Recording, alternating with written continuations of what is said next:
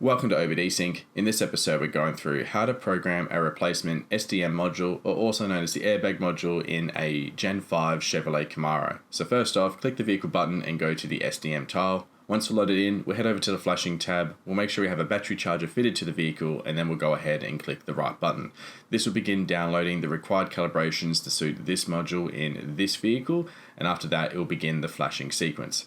Flashing typically takes about 30 seconds to complete. If it needs to update the operating system, which we can check by looking at the current and required numbers at the top there, it may take several minutes if that needs to update.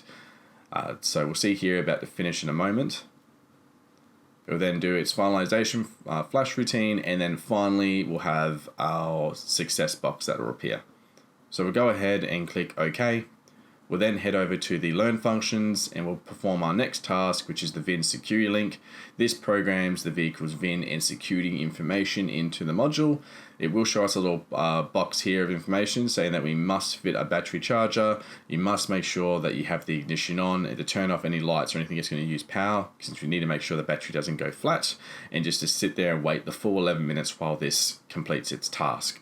After the 11 minutes, we'll see that it's going to be performing the security linking task, and then finally we'll have our next procedure to follow, which will show as a pop-up. So this will be our performing security linking here, and then our next steps, which are to turn the ignition off. You need to open the driver's door and then close the driver's door. You need to wait 60 seconds and then turn the ignition on. It's really important to follow this, otherwise the programming will not be successful. We have fast forwarded a bit through this. We haven't waited the full 60, but you must wait that 60 seconds at least. After that, we'll go ahead and we'll press OK and do our final procedure, which is the option configuration learn. And this is programming the airbag's configuration for this vehicle into that module. And this again is nice and fast and only takes about 10-20 seconds to complete. After that, it's all done.